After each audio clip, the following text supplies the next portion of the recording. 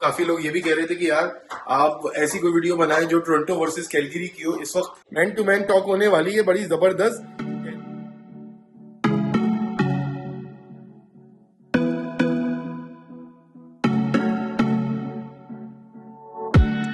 Who am I talking to? Is somebody out there? Should I worry about who's in my head? खवातीनो हजरात है ना, very very welcome back to session vlogs. तो भाई game कुछ इस तरह है कि आज है 14 शाबान कनाडा के अंदर। तो हम लोग रहते हैं कनाडा के चौथे बड़े शहर के अंदर जिसका नाम है भाई कैलगरी। और तुम लोग अगर चैनल पे नए हो, अब तक चैनल को सब्सक्राइब नहीं किया तो जाके फटाफट से सब्सक्राइब करो, वीडियो को शेयर कमेंट लाइक जरूर जरूर जरूर किया करो। भाई गेम ऐसा है कि मतलब मैंने जैसे बताया 14 शाबान है, तो यहाँ पे तैयारी चल रही है रोजे की। मैंने और सना ने आज रोजा रखा है। रमजान की एक तरह से ये प्री प्रिपरेशन होती है। आप पहले से जो है वो तैयारी पकड़ लेते हैं। 15 दिन के बाद इंशाल्लाह ताला रमजान शुरू हो जाएंगे।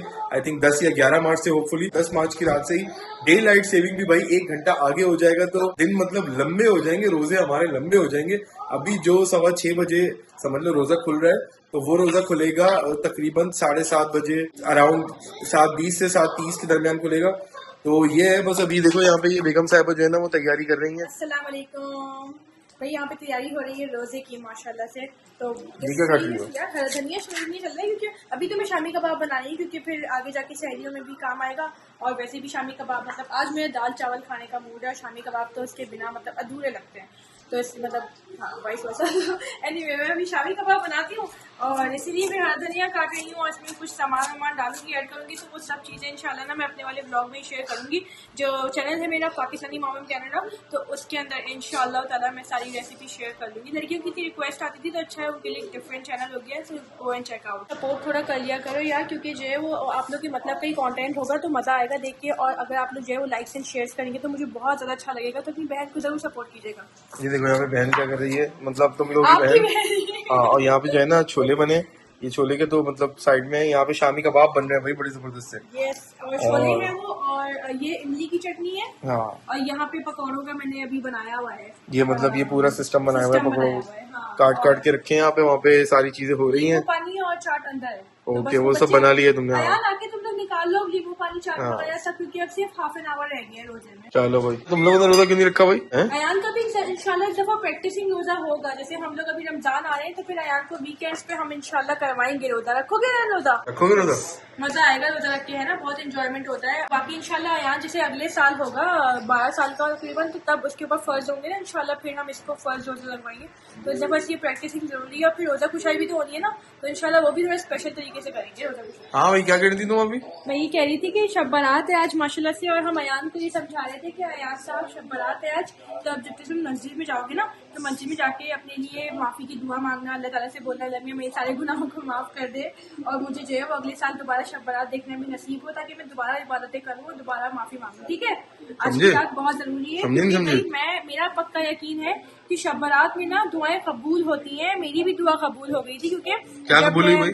जब मैं 17 साल की थी, तो शब बारात में जिन्हें मैंने दुआ मांगी थी अल्लाह में से कि अल्लाह मियां मुझे इस साल जिन्हें कोई रिश्ता ले आए और मेरी शादी करा दे।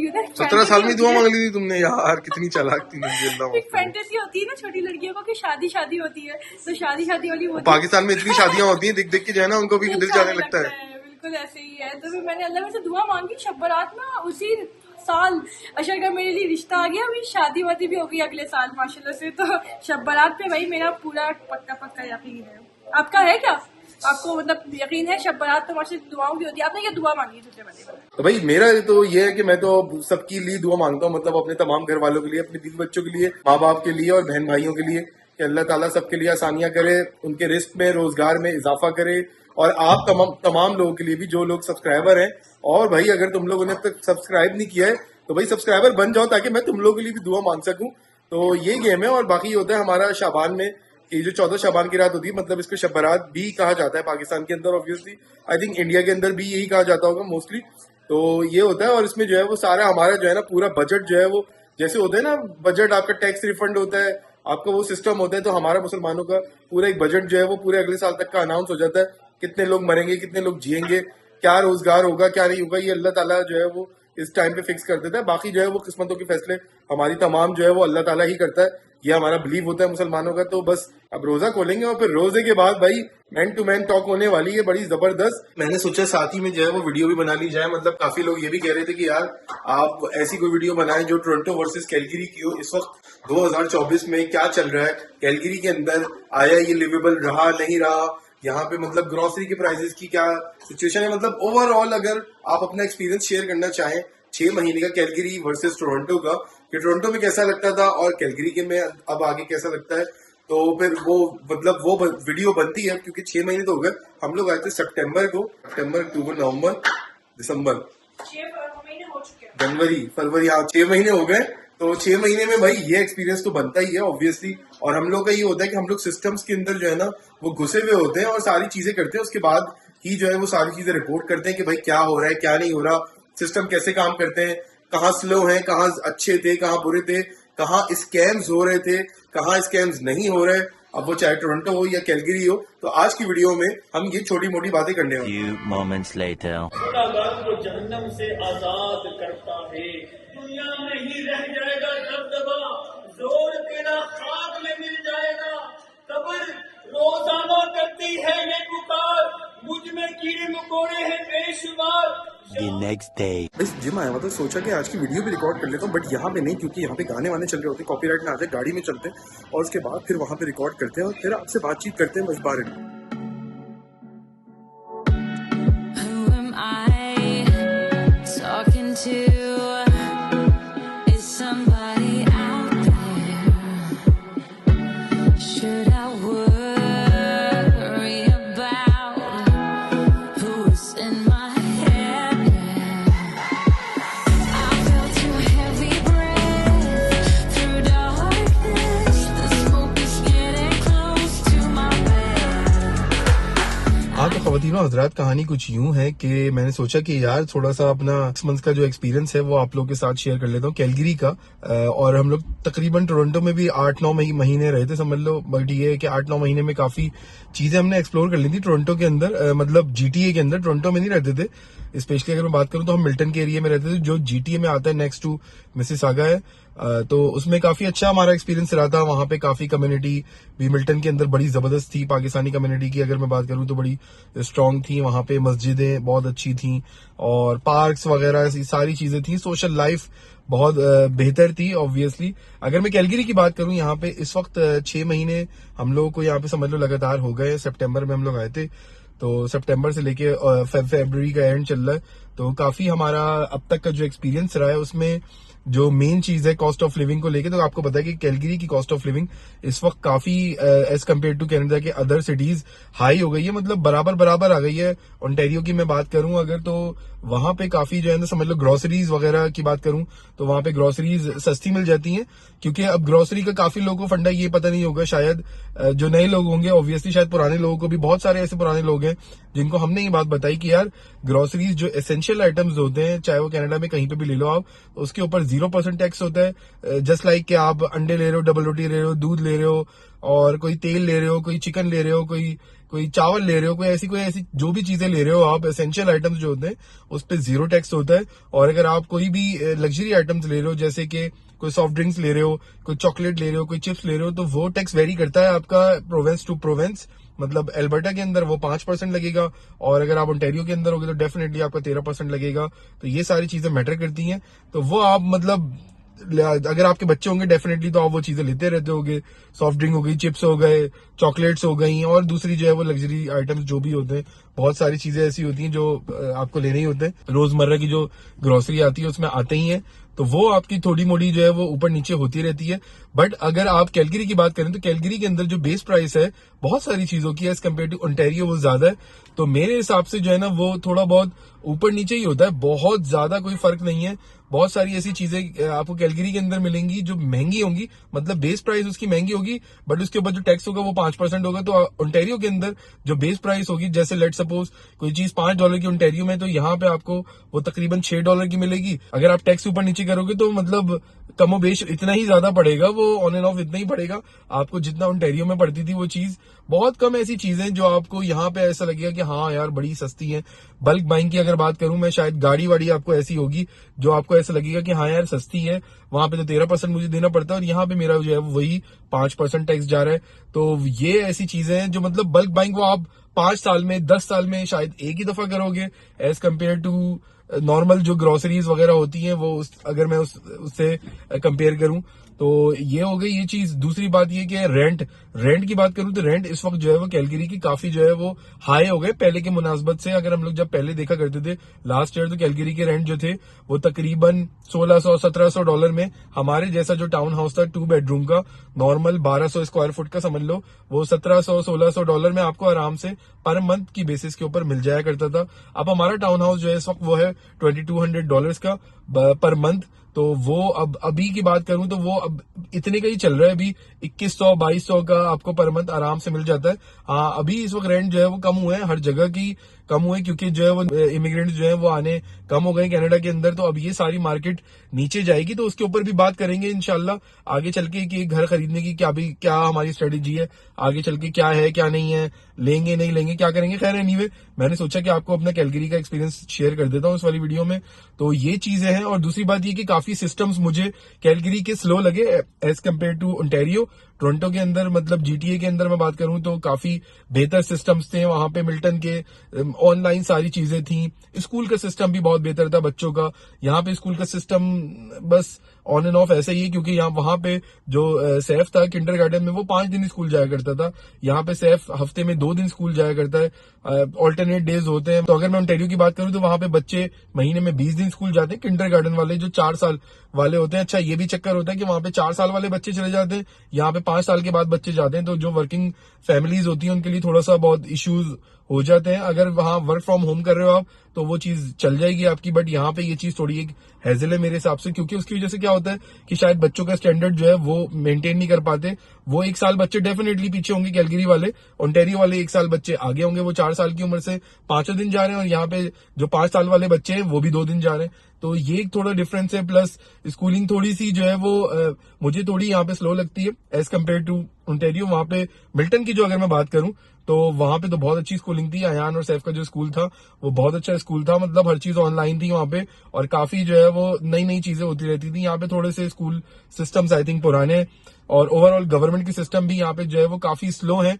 अगर मैं मेडिकल की बात करूं तो मेडिकल यहाँ पे बहुत ही ज्यादा स्लो है। अगर आप जो है वो आज डॉक्टर का अपॉइंटमेंट लेना चाहोगे तो आपको अगले हफ्ते का मिलता है। फैमिली डॉक्टर्स तो भाई यहाँ पे मतलब अगर मिल गए किसी को तो वो मतलब जन्नत ही हो गया कैलगरी के अंदर। और एज कम्पेयर टू मिसिसागा में हमें फौरन ही मिल गए थे जब हम लोगों ने लैंड किया था 2022 में, और उसके बाद फिर वो हमारा वही चलता रहा था। मिल्टन के अंदर हाँ थोड़ा बहुत सिस्टम बहुत स्लो था, वहां पे फैमिली डॉक्टर आपको मिलना बहुत मुश्किल था, तो हम लोग मिसिसागा ही जाया करते थे। उसमें ये था कि वहां पे अगर हमें आज हम लोग सुबह में अपॉइंटमेंट लेते थे तो शाम को हमें अपॉइंटमेंट मिल जाता था मिसिसागा के अंदर, और अगर हम लोग दोपहर में लेते थे कॉल करती थी सना तो फिर उसको दूसरे दिन का जो है वो मोस्टली अपॉइंटमेंट मिल जाता था। वैक्सीनेशन का भी वहां पे चक्कर आसान था, मतलब जो जीपीज थे, जनरल प्रैक्टिशनर जो होते हैं, डॉक्टर्स जो होते हैं, फैमिली डॉक्टर आपके वही जो है वो लगा दिया करते थे, तो इजी पीजी था, इतना ज्यादा मुश्किल नहीं थी चीजें जितनी यहाँ पे जो है वो काफी चीजें लेंदी है। हाँ मगर एक बात मैं आपको जरूर बताऊंगा जो ओंटारियो में मैंने देखी और यहाँ मैंने बिल्कुल भी नहीं देखी वो चीज, स्कैम्स। इस ओंटारियो के अंदर हम लोग देसी मतलब इतनी ज्यादा आवाम हो गई है, पाकिस्तानी इंडियन दबा के स्कैम्स कर रहे हैं वहां पे। अब हम लोग जब गए तो हमारे साथ जो है वो एक पाकिस्तानी ने रियल्टर का एक स्कैम कर दिया, उनका नाम आयशा था, तो मैं बता भी देता हूँ उनका नाम क्या था, मगर मैं ये नहीं बताऊंगा कि क्या कहाँ से थी कुछ वो थी, खैर छोड़ो उनको। तो ये याद रखना कि जो भी आयशा नाम की औरतें होंगी उनसे बच के रहना।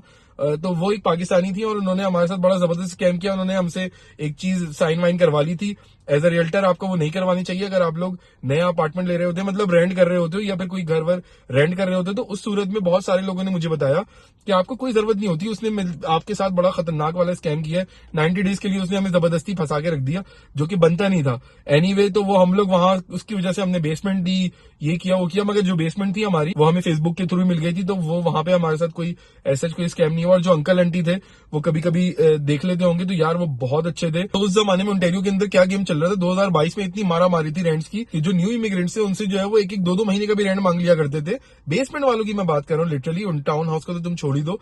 तो जो अंकल आंटी थे यार वो बिल्कुल भी लालची नहीं थे, बहुत अच्छे लोग थे, पाकिस्तानी ही थे, मुसलमान थे, पाकिस्तानी थे। और उन्होंने यार बहुत अच्छे लोग थे। उन्होंने जो फर्स्ट मंथ और लास्ट मंथ का जो रेंट होता है हमसे वही चार्ज किया था, और उन्होंने कोई एक्स्ट्रा पैसे चार्ज नहीं किए। कोई ऐसी वो नहीं हुई, बदमजगी नहीं हुई, कुछ नहीं हुआ। जब हमने छोड़ा तो बहुत अच्छे पॉजिटिव नोट के ऊपर छोड़ा। वो भी हमें जो है वो याद करते हैं, आज तक करते होंगे डेफिनेटली, और हम भी उनको याद करते हैं कि बहुत अच्छे as a Pakistani, as a landlord बहुत अच्छे लोग थे। बहुत उनके साथ अच्छा टाइम गुजरा हमारा, बहुत हेल्पफुल थे।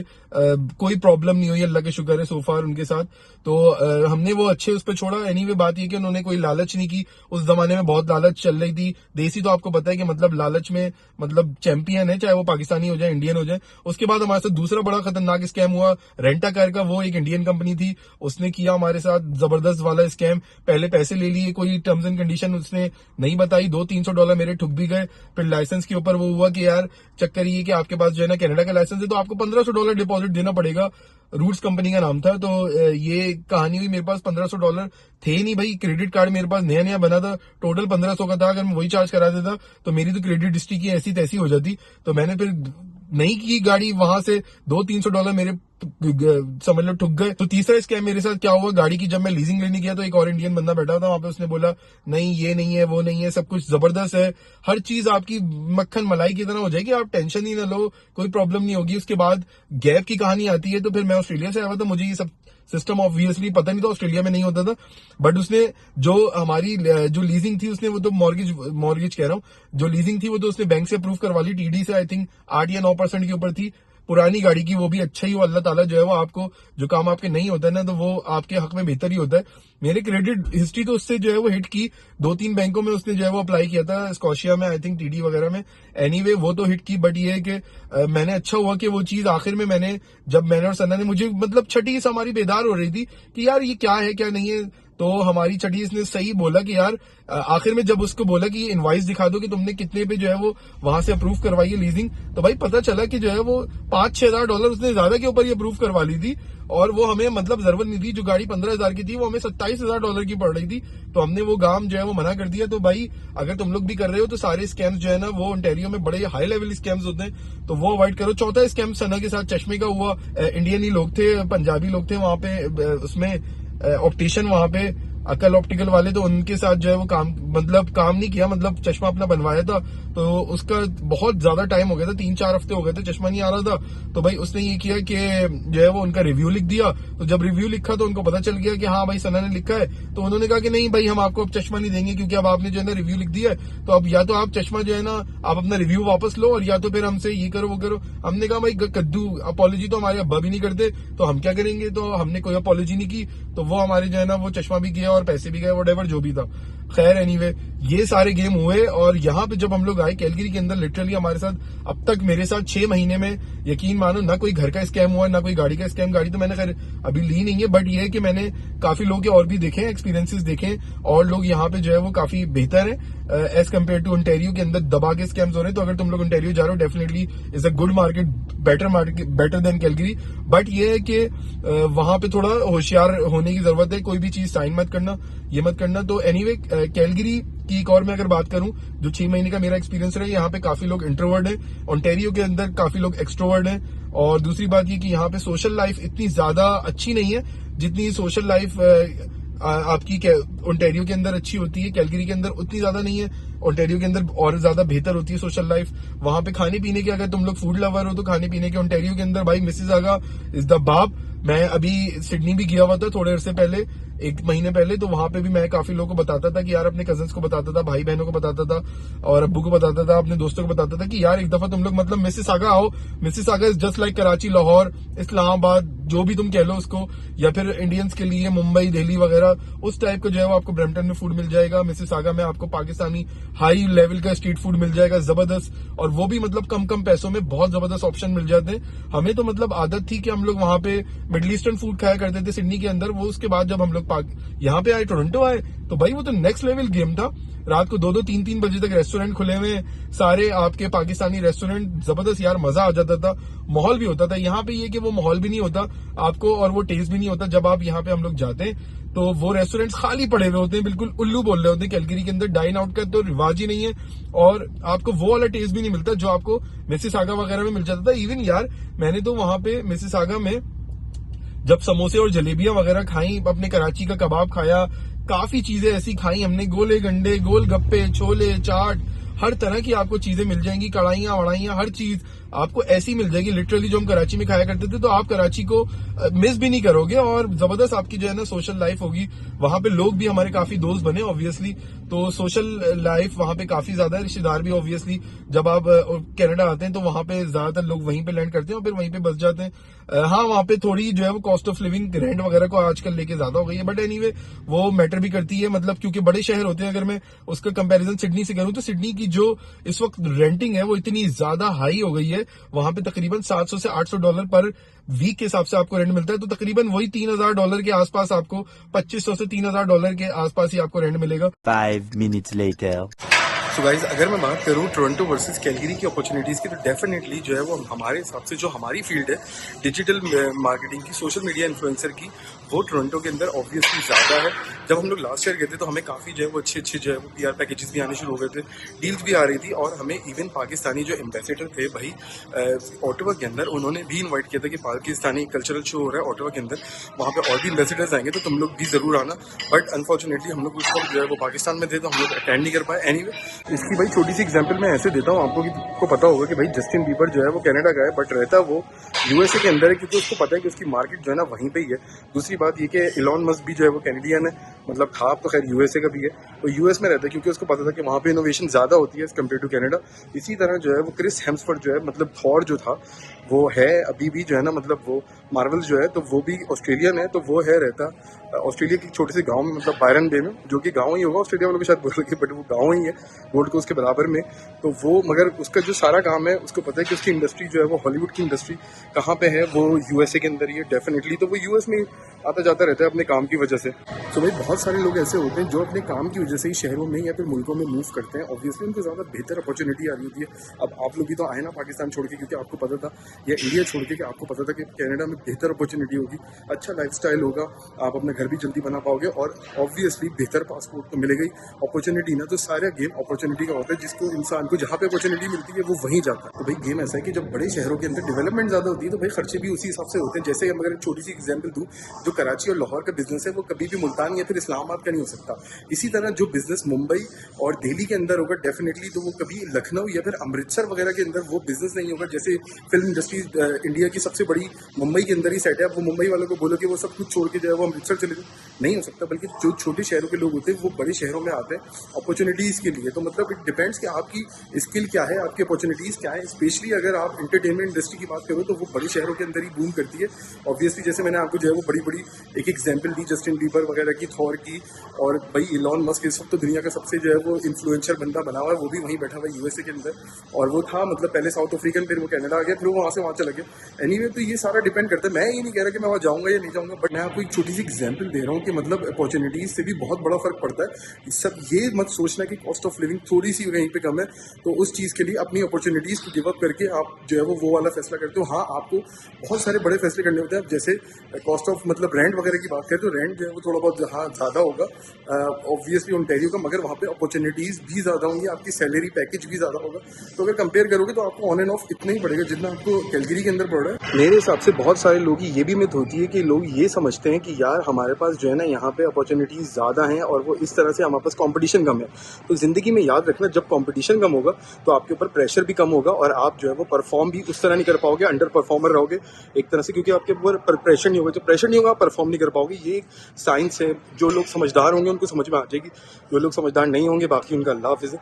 तो दूसरी बात ये कि आपके पास अपॉर्चुनिटीज़ भी कम होंगी ग्रो करने की, क्योंकि जब अपॉर्चुनिटीज़ ज़्यादा होंगी तो वही जो है ना वो एक बंदा, अगर आप जॉब में लगे होगे तो वो बंदा दूसरी जॉब में जो है ना ऊपर जाएगा, अपॉर्चुनिटीज़ उसके पास होगी। जब उसके पास अपॉर्चुनिटीज़ नहीं होंगी तो वो अपनी जॉब शफल भी नहीं करेगा, तो आप भी दूसरी जगह पे नहीं जा पाओगे। जैसे क्लर्क भर्ती हो वैसे ही क्लर्क रिटायर हो जाओगे। 2 kilometers later. दूसरी बात, यहाँ पे वेदर भी काफी ज्यादा हार्श होता है एज कम्पेयर टू ओंटारियो में वेदर इतना ज्यादा हार्श नहीं होता। बट हाँ, यहाँ पे सूरज कैलगरी के अंदर, अगर मैं ओंटारियो का जो है वो मुकाबला करूँ तो ओंटारियो में सूरज कम निकलता है, कैलगरी में सूरज ज्यादा निकलता है। तो ये गेम है, बहुत सारी चीजें होती हैं। अब आपके ऊपर डिपेंड करता है कि आप लोग फूड लवर हो, सोशल लाइफ के आदी हो, बड़े शहर में रहने के आदी हो हमारी तरह। तो हम लोग को भी काफी जो है वो बोरिंग, मुझे तो बहुत ज्यादा बोरिंग लगने लगता है कभी कभी।